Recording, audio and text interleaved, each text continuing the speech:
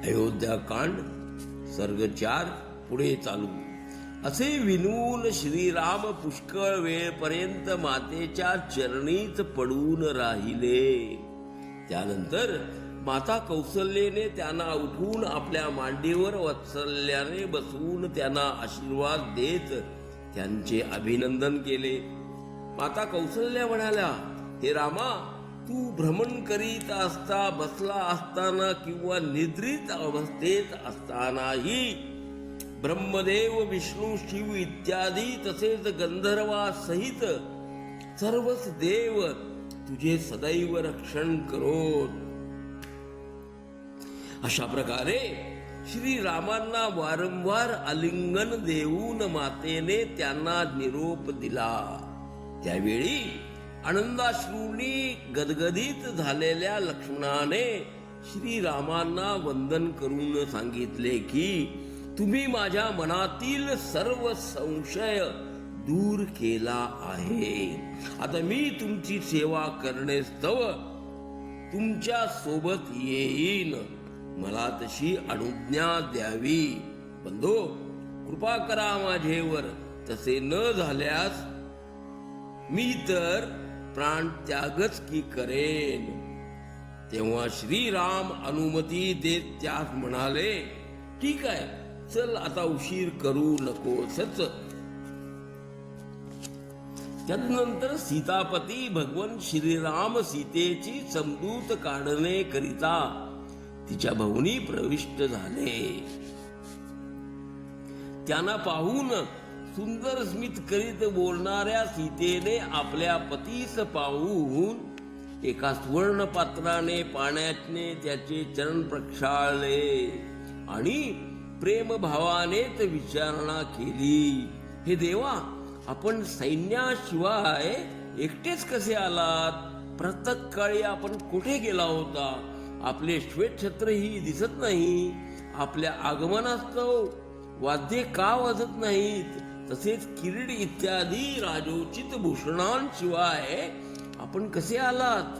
मंत्री, सामंत, राजेलोक यांच्या सहज थाटामाटाने आपले आगमन का झाले नाही? अशा प्रकारे सीतेने विचारणा केल्यावर श्री रामचंद्र स्मित हास्य करून म्हणाले, हे प्रिये, महाराजांनी मला दंडकारण्याचे संपूर्ण राज्य प्रदान केले आहे. म्हणून हे भामिनी, मी त्यांच्या आज्ञे पालनास्तव त्वरितच तिकडे गमन करणार आहे. मी आज आत्ताच वनी गमन करीन. तू मात्र आपल्या सासूंचेच जवळ राहून त्यांची सेवा शुश्रूषा करीत राहा. हे मी सत्य कथन करतोय. श्री रामचंद्र असे उद्गारलेवर सीता भयभीत होऊनच त्यांना विचारती झाली, पिताश्रींनी तुम्हाच वनाचे राज्य कोण्या कारणे दिले आहे? यावर श्री रामचंद्र तिला समजावत सांगितले, हे पुण्यशीले, प्रसन्न झालेल्या राजा दशरथांनी कैकईस वर दिला होता, त्याप्रमाणेच त्यांनी भरतास राज्य व मला वनवास दिला आहे. त्या कैकई मातेने माझे करिता 14 वर्षाचा वनवास मागितला. तेव्हा माझ्यावर प्रेम करणाऱ्या सत्यवादी राजांनी तो मान्यच केला. त्यांना करावा लागला. म्हणून हे भामिनी, पित्याची प्रतिज्ञा खरी ठरविण्यास्तव माझे वनगमन अत्यावश्यक असून तू त्यात विघ्न आणू नयेसच. श्रीरामांची ती वचने ऐकून सीता प्रसन्नतेने म्हणाली, जर तुम्ही वनी जाणार असाल तर सर्वप्रथम मी जाईन, मग तुम्ही यावे. हे राघवा, मला इथे सोडून तुम्ही वनी एकटेच जाणे योग्य नाही. तेव्हा आनंदित झालेले श्रीराम मधुर भाषिणी सीतेस या प्रकारे समजावू लागले, पुष्कळसे व्याघ्र इत्यादी वन पशूंनी भरलेल्या वनी मी तुला कसे बरे नेऊ? त्या वनात माणसांना खाणारे भयंकर स्वरूप असणारे राक्षस राहतात. निसिंह, वराह, वाघ इत्यादी हिंस्र पशु त्या वनी सर्वत्र विचरित असतात. हे प्रिये, त्या